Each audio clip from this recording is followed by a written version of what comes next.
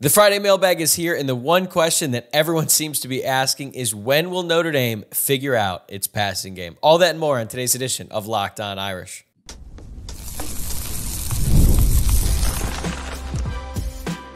You are Locked On Irish, your daily podcast on the Notre Dame Fighting Irish. Part of the Locked On Podcast Network, your team every day. What is up, and welcome in. This is Locked On Irish, your daily Notre Dame podcast, and I'm your host, Tyler Wojciak. I graduated from Notre Dame in 2018, and now I'm a producer at Fox Sports. And happy Friday, everybody. It is great to have you here on Friday, September 20th, and thanks for starting your weekend right here by making this your first listen of the day. We are free and available wherever you get podcasts, and you can watch every episode on YouTube as well. Reminder, if you are watching on YouTube, I would greatly appreciate it if you took a quick second to like this video below and subscribe to the channel. Or if you're listening to the podcast, please rate the show 5 stars, maybe even leave a review if you're feeling extra kind today. And of course, subscribe.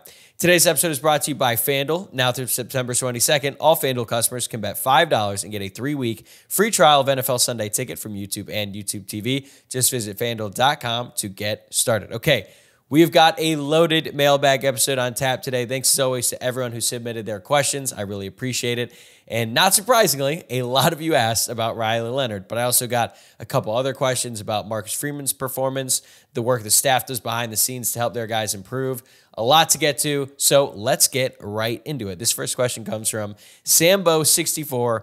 I am curious why you continue to be pro Riley Leonard. I also like how well he runs, but either cannot or will not throw the ball down the field, and he will not stay in the pocket and let a play develop.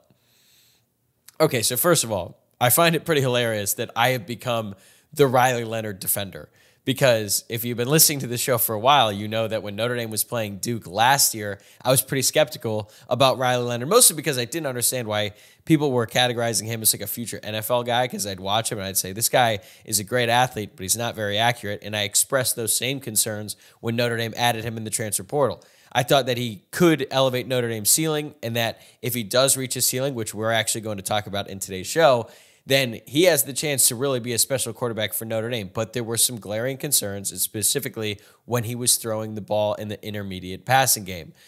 But as it pertains to this season and why I've defended him, I think the first thing is because I've said that he did everything that Notre Dame asked him to do in the Texas A&M game. He helped win them that game, especially on the last drive when it came through. Did he struggle a little bit early on? Absolutely. And then when we look at the Northern Illinois game, I just don't put the blame on him for that game, even though I admit that Riley Leonard played terribly against Northern Illinois. Like, he had a bad performance. First half, second half, it was all bad for him, other than that first drive, I guess you could say, against Northern Illinois. But my point has always been he should not have been out there. The coaching staff should have taken him out, especially in the second half, because he was clearly hurt. They were afraid to run him, and he wasn't accurate throwing the ball. They have a very competent backup in Steve Angeli, who absolutely could have won them that game. So I don't put all the blame on Riley Leonard for that loss.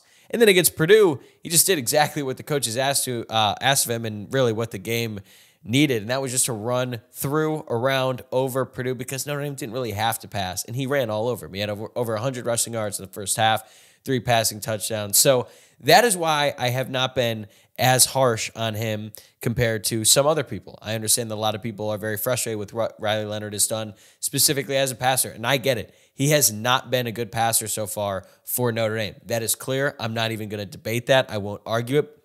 He has not been good enough at passing the football for Notre Dame. But the reason why I'm pro Riley Leonard is a couple things.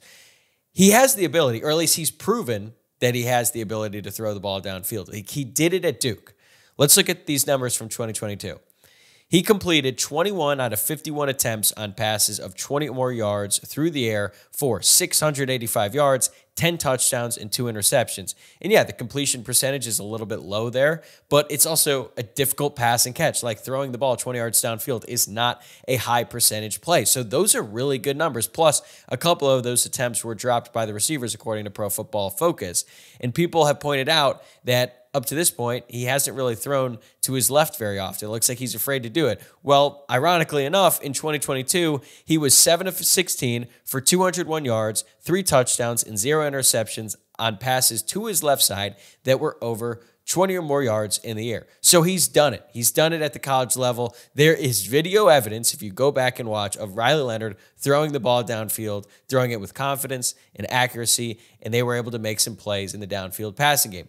I will admit, though, He did not do it as well this past year in 2023. Now, granted, he was hurt, did not play as much, but he only completed 4 passes beyond 20 or more yards through the air, 0 touchdowns. This season, he obviously has not been that much better.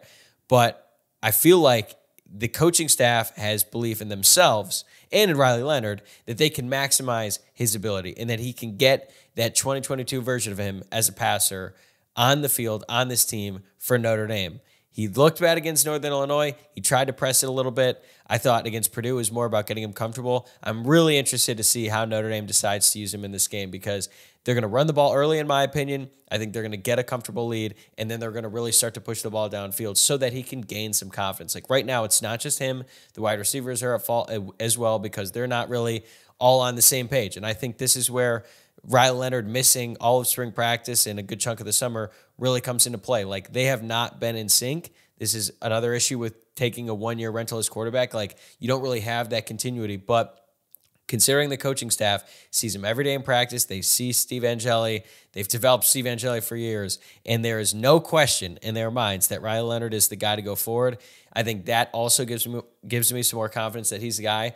And the one thing that has been pretty consistent with this coaching staff is they've always been trying to build up to November so that they could make a real run in the college football playoff. Now, you could make a case that kind of hurt them against Northern Illinois because they probably should have just put in Steve Angeli, but they believe that Riley Leonard is a difference maker at the quarterback position, and he could be enough for them to beat teams way down the line. Now, you can't afford to lose any more regular season games because then all of those playoff hopes are in jeopardy, but they are investing in the future of this season. That's why they went with Riley Leonard. I think that's a big reason why they went with Sam Pendleton at left guard. So I'm not surprised, and I'm confident he's going to be able to figure it out. If I'm wrong, I'm wrong, and I will happily, well, maybe not happily, but I will admit it on this show. Okay, next one.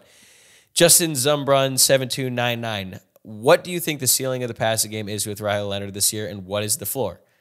The floor is easy. Like you saw it against Northern Illinois. That was terrible. 20 of 32, 163 yards, 2 interceptions, 0 touchdowns. He was 3 of 10 on passes that were 10 yards or more. It was gross. So I think we've already seen it, hopefully. I can't imagine it can get much worse than that.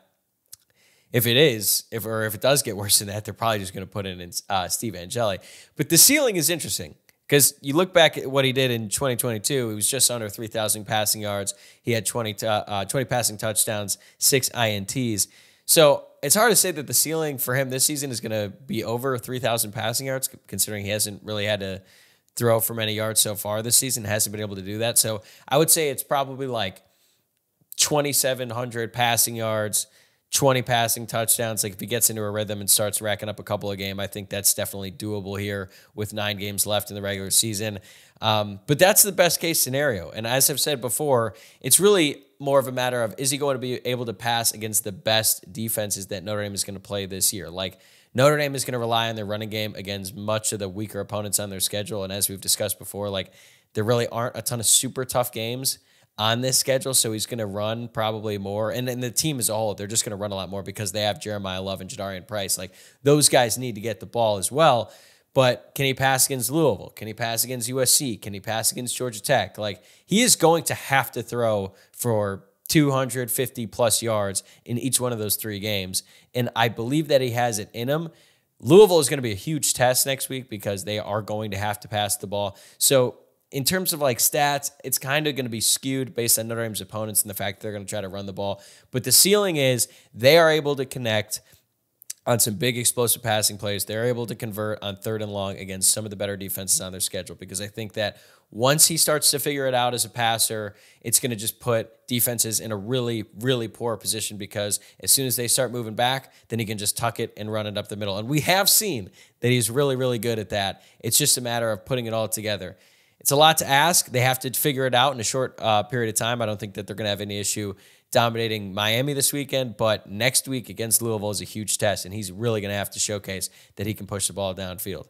Okay, Johnny Mack. What will happen first? Riley Leonard throws a touchdown pass of 20 or more yards, or Billy Schrauth returns to the lineup.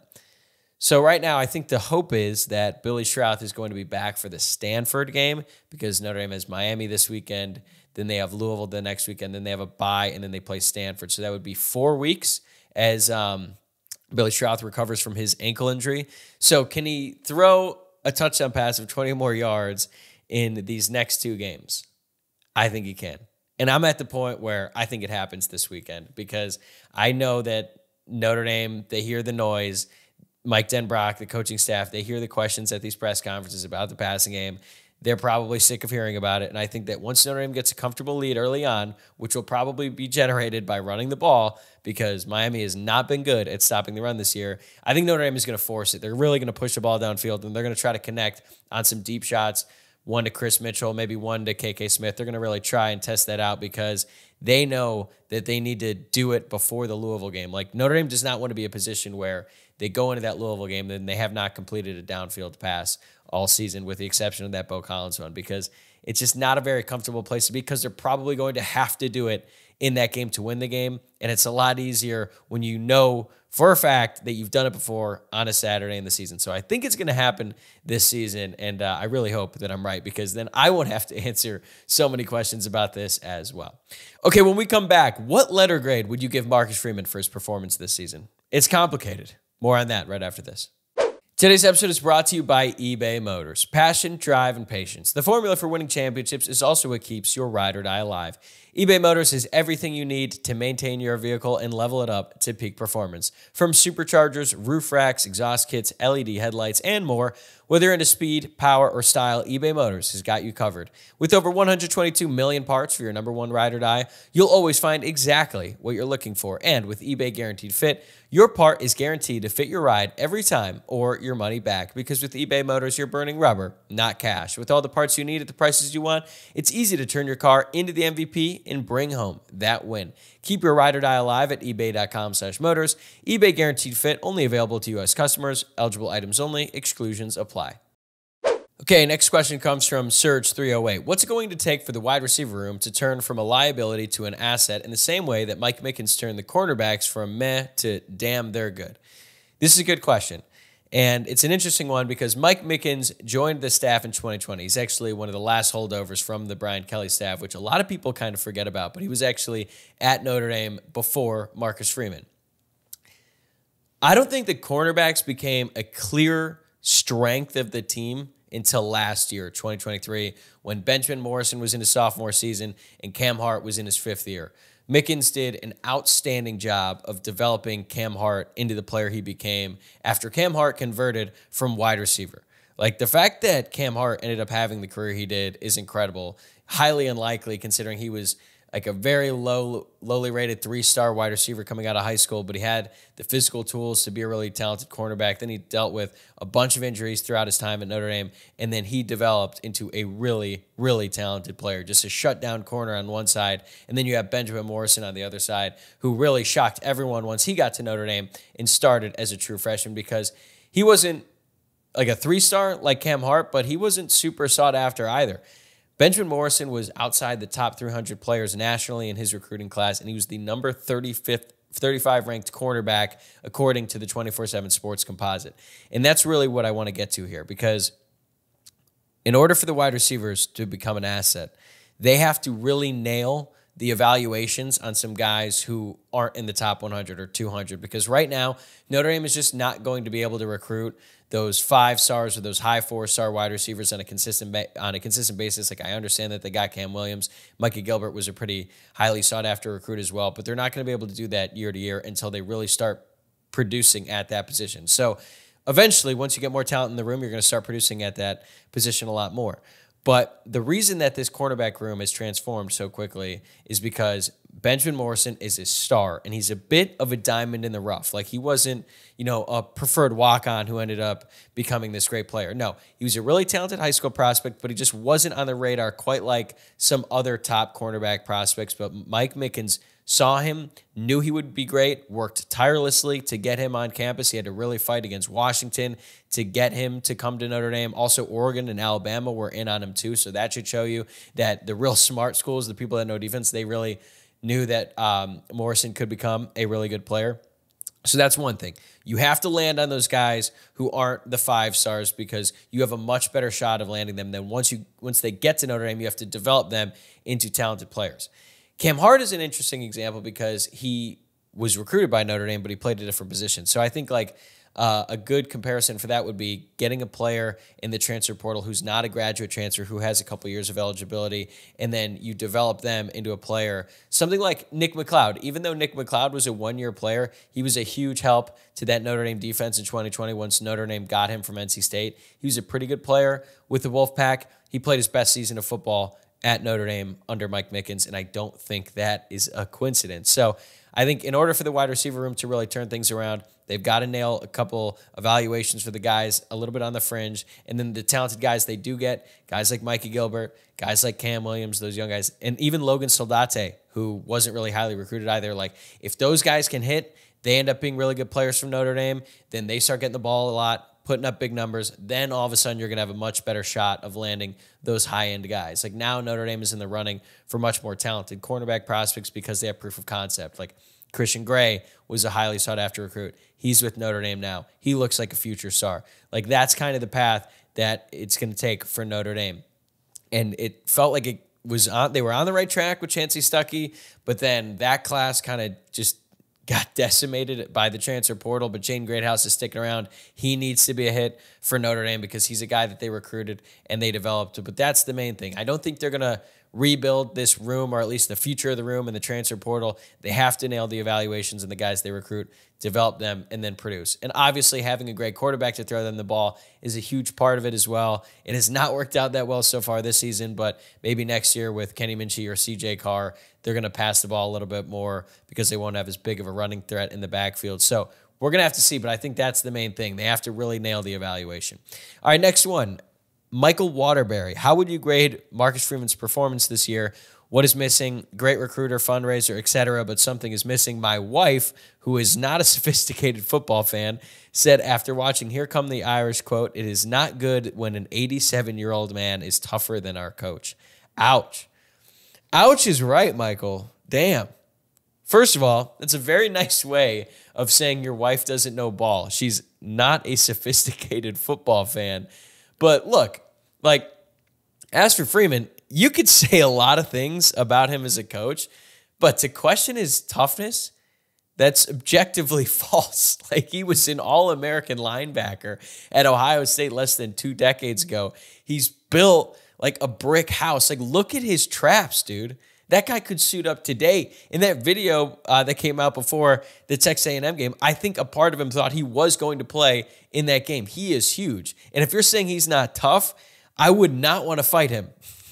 Let's just say that about Marcus Freeman. So apologies to your wife, man. I think she totally missed the mark on this one. I think he's absolutely a tough dude physically. But as for his coaching prowess, I would give him a C- this year.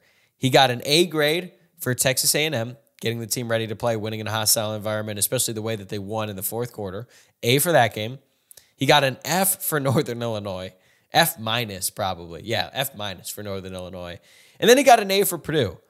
So it's really hard to try to average this out. So rather than trying to find the average, I'm just going to say he's going to get a C- because the Northern Illinois loss was so much worse than the other two were positive. So he loses some points there. I think at this point, Marcus Freeman's strengths and weaknesses are pretty clear. He's a good recruiter overall. He has not been able to land the 5-star guys that we thought he'd be able to once he took the job as the head coach. I think he's very eager to learn. He recognizes when he screws up. He loves the University of Notre Dame. He's a great ambassador for the school, great representative. I think he understands the importance of hiring a really talented staff. You look at the staff that Notre Dame has built right now, a lot of great coaches there. He's shown that he can get his team ready to play after a loss. That is a strength for him. I wish it didn't always happen after a loss, but he can get his team ready. In the biggest games, they're always ready to go. You look at the Texas A&M game this year, they were ready. Ohio State last year, they were ready. Sure, the end of the game stuff was terrible, but they have always been ready. Clemson in 2022, USC last year, like in the big games, he has his team ready to go. They're never like terrified by the moment or anything like that. It's just that they don't always get ready for the games where it's harder to get up for. And I think that's one of his clear weaknesses at this point. He doesn't always understand what his team needs throughout the week leading up to a game that isn't a huge game. He's not great in game management, I would say. He showed some significant signs of improvement against Texas A&M, but there's been a lot of times you're like, man, what is he thinking here? Like kicking a 62-yard field goal at the end of the game to Northern Illinois. Like that had no chance of going in. I think that the one thing that he needs is experience, and there's really no substitute for that. I feel very confident that eventually Marcus Freeman is going to be a really good college football coach. He is too driven not to be. He works too hard to not eventually be a really good coach. He seems so eager to learn. He understands the work and what's required to make it all work, but there's no substitute for experience, and right now he just doesn't have a whole lot. He's a young guy. He's a very young head coach in terms of the time that he's been around. So I have my doubts about whether or not Marcus Freeman is going to be able to figure it out at Notre Dame based on what we have seen so far, with Northern Illinois being another glaring example of that. But I think that eventually he's going to figure it out. It's just a matter of, is he going to be able to figure it out at Notre Dame? And we know the leash isn't super long at Notre Dame. Notre Dame can still do a bunch of really positive things this season, but he's kind of on thin ice right now. So the way he handles the season is going to go a long way in his future as a coach, and specifically at Notre Dame. But for the year, I would give him a C-. Okay, next one. R2 Saint 24, Bryce Young. The dude is an athletic, physical freak. Initially, I asked if we would see more of him. Now I want to ask, do you think we see more of him, and does he cross-train at Viper? I think we'll see more of him, because Jordan Botelho is out and Josh Burnham is out. But because Josh Burnham is out, he should not cross-train at Viper. R.J. Oben, who we all expected would be the starting strong side end this season after he transferred over from Duke, has been a disappointment. He has been bad. Not good, okay? It's a big surprise to me because I thought he'd be one of the most impactful guys in the entire defense. He has been a letdown. Josh Burnham came in and played way more than him, particularly in that game against Northern Illinois, but then he suffered an ankle injury. So now you have R.J. Oben, who hasn't played that well, hurt Josh Burnham. So then who's next? Bryce Young. So he needs to focus all of his time and attention on being a good, strong side end. That's where Notre Dame think he is the best fit today. That's where they see him for the future. So I don't want to interrupt his development at all by cross-training him at Viper. Stay at the position that you're best suited to play, excel at that, and then Notre Dame can figure out Viper. Like Boubacar Traore looks like he has a chance to really break out this year, and now he's going to play a lot more in replacement of Jordan Botelho. You're going to see a little bit of Junior Tuihalamaka. I have some concerns about Logan Thomas playing this season. I think he's a stud. I really liked him at St. Ed's in Cleveland, Ohio. I think he's going to end up being a really good player, but he's a little thin right now to be a Viper out there as a true freshman. Bright future, but you could also get creative, bring in like Kingston Viliamuasa, Jalen Sneed off the edge. So they can figure out Viper with this group that they currently have, but I just don't want them to interfere with Bryce Young's development at all at strong side end, because I think if you just keep him there and he continues to get more and more reps, he's going to be an absolute stud. Okay, we've barely talked about the Miami game today, so more on that game coming right up, plus which neutral sites should Notre Dame visit in the future? That's next on Locked On Irish. Today's episode is brought to you by FanDuel. You've heard me talk a lot about FanDuel, America's #1 sportsbook. Well, we have something a little bit different for you, and time is running out, because now through September 22nd, all FanDuel customers can bet $5 and get a 3-week free trial of NFL Sunday Ticket from YouTube and YouTube TV. Then, with the YouTube TV base plan, you'll be able to watch every regular season Sunday afternoon out-of-market game. All you need is a Google account and a current form of payment, and you can cancel at any time. I honestly cannot recommend this enough, guys. I've had YouTube TV for years. It's the best. It's great. It's affordable. And the Sunday Ticket option makes it even better. Hell, even Dabo Sweeney said he's a YouTube TV guy after he got to watch some football this past weekend while Clemson was on a bye. And honestly, like, what's better than watching your favorite team play every Sunday? The ability to tune in to every other game that's going on, check in on your fantasy team, and see what's going on around the NFL. Like, football season is here. I'm so excited. The best thing to do is just watch as much football as humanly possible. And FanDuel allows you to get in on the action like never before. Just visit FanDuel.com to download America's #1 sportsbook. Okay, we got a few more questions left. And if you're an everyday listener, you know I like to save the fun ones for the very end of the mailbag, get everyone in a good mood. Send them off on Friday. Everyone's happy. Good start to the weekend. So this next one comes from Ricardo Caliente. The Irish could play the Miami game in Chicago as a true neutral site. Both fan bases big in the city. Neither school located there. With that being said, give me your top 3 neutral site games we should regularly play. Examples: 1, Michigan and New York City. 2, Boston College in Dublin, etc., etc.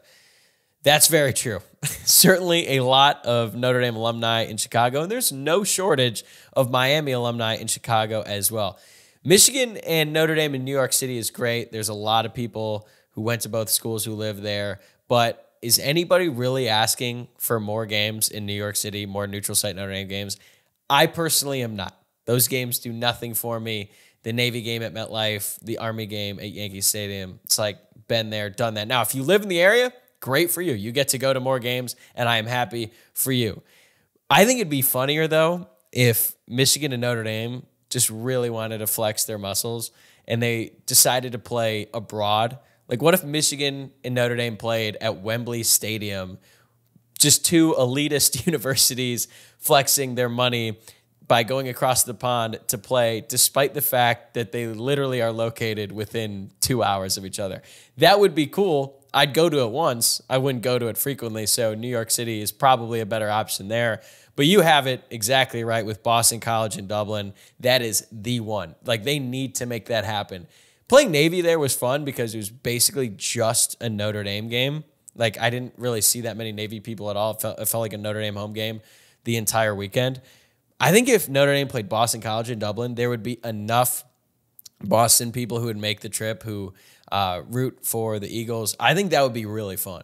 So they need to make that a repeated thing, maybe once every 4 years, so that if you go to Notre Dame and you graduate, you basically guaranteed one game in Dublin during your time there. So that is the best idea ever. We've talked about that a lot before. Okay, for the third one, I'm going to be a little selfish here because, like, I'm normally very out on college games being played at NFL stadiums, with one exception. I'm very excited about Notre Dame versus Wisconsin at Lambeau next year.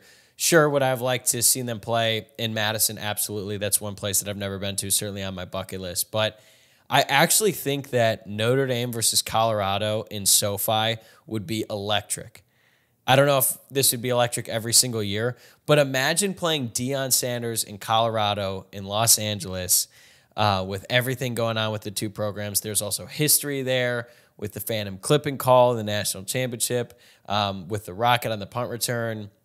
And there are a ton of Colorado people who live in LA, specifically young people. I see Colorado people all the time. They really came out of the woodwork at the beginning of last year. I was at a bar, I think maybe for not the TCU game, but some game later on in the year, and there were so many Colorado people out and about, and I was shocked by that. And there's also a ton of Notre Dame people, more in Orange County, but I think that if you brought those two fan bases together in a game at SoFi Stadium, they wouldn't really even have to travel that far. And I just think Notre Dame playing Deion Sanders in LA would just be absolutely electric. So let's make it happen before Deion has to leave Colorado because of the dumpster fire that's going on there. Okay, Luke Smith sent in a question.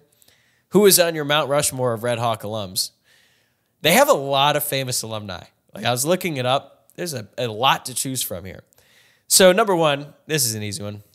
Ara Parseghian, one of the best football coaches ever. He has a statue outside of Miami. He went there, and then obviously has a statue outside of Notre Dame Stadium as well. I'm going to go with Plies, the rapper, who is also a diehard Notre Dame fan. I think he played football with Dylan McCullough, and his Twitter is pretty hilarious when he talks about Notre Dame football. And number three, I'm going to go Sean McVay, head coach of the Rams. Feisty little guy, great coach. I think he's pretty funny and actually kind of seems like a semi-normal guy for an NFL head coach. Like, not entirely, but a little bit. I like him, like rooting for him. And then for that fourth spot, this is a little close to home. I'm going to go with a combo of Will Ostertag and Chris Miller for that last spot. Even though it's two people for one spot, they were president and vice president of the Phi Delta Theta Alpha chapter at Miami University. Two outstanding young men, two future leaders of America. Quick honorable mentions, though. Sam Ross, you're just off the list. Unfortunately, Andrew Walker and Preston Kahn, you aren't making the cut, guys. I apologize. All right, that was a bit of an inside joke there. Let's get more people involved. Danny Waitula, what will happen more in the month of September? Luke Smith weddings attended or Riley Leonard touchdown passes thrown? Luke's already got a 2-0 lead, but Leonard has 2 games left. As of now, I don't think Luke has any more weddings this month. I guess when he comes on the show next Tuesday, we can ask him. So Leonard has 2 games to throw 3 touchdown passes. I think he's going to be cutting it close, but I think he's going to get at least one weekend. I think he's actually going to do it. So I'm going to take Riley Leonard on this one. All right. Last one, Irish Chris 11. growing up in Louisville, were you surrounded by more Notre Dame, Kentucky, or Louisville fans? So I actually lived in Ohio for the first 10 years of my life. And during that time, I was surrounded by Ohio State fans. Like my immediate family loves Notre Dame. So they were obviously cheering for Notre Dame. And then my dad's dad cheered for Notre Dame. And then my dad's uncle and his family cheered for Notre Dame. But like my mom's dad, he loved Ohio State. All my dad's friends, all of our family friends were pretty much Ohio State fans. So at that game in 2006 when Notre Dame played Ohio State in the Fiesta Bowl, we had this big party, rented out this building, and had a big game watch. And I think there's honestly over 150 people there. Maybe 9 were rooting for Notre Dame. So a lot of Ohio State fans in my life. Don't love that. Then I moved to Louisville right before junior high, and I was surrounded by a pretty healthy mix of Louisville and Kentucky fans. Not very many Notre Dame fans. There were a few, but not any that I was super tight with. Despite the fact that it's in Louisville, there's a lot of Kentucky fans who live there. And I always liked Kentucky a little bit more because Louisville fans were always way more obnoxious. Like I would always go to the Notre Dame Louisville basketball game at Louisville when they played in the Big East. And I remember when I was a little kid, some Louisville fans would be talking trash to me during the game, after the game, and I wasn't even doing anything that bad. So I actually started liking Kentucky to spite Louisville. I like the Cats a little bit. They're more fun to root for now that John Calipari's gone, although there were some really fun teams to root for there. So I had never really been around a lot of Notre Dame fans until I went to school there. I was genuinely shocked at how much more fun it was to be around people who are all rooting for the same team as me. And when I lived in Cleveland, we all rooted for the same pro sports teams, but I just had lived my entire life being the Notre Dame fan in a group or a friend group where there was no other one, and I would just kind of have to handle all the abuse. So I have got a lot riding on this game next week. My Louisville friends were relentless last year. The ones who are actually Louisville fans just talk so much trash to me, still do to this day. And my Kentucky friends were more embarrassed. How did you guys lose to Louisville? And then they ended up beating them at the end of the year at Louisville. So Notre Dame needs to beat them next week, but first they got to get through Miami. That game is coming up tomorrow. I hope you enjoy it. That is going to do it for me today. Unfortunately, I will not be able to post an instant reaction episode immediately after the game tomorrow or the Louisville game next week because I'm going to be at that game. But be on the lookout for my full recap and reaction episode on Sunday. Best way to stay up to date with everything else we're doing here on the show is to subscribe on YouTube or wherever you're listening to the podcast. And also for your second listen, remember to check out the Locked On College Football Podcast with Spencer McLaughlin. Enjoy the game tomorrow. Should be a fun one. Should be an easy win, I hope. And then on Sunday, we'll have a lot of fun things to talk about. And then we'll be gearing up for a huge matchup against the Louisville Cardinals. Go Irish.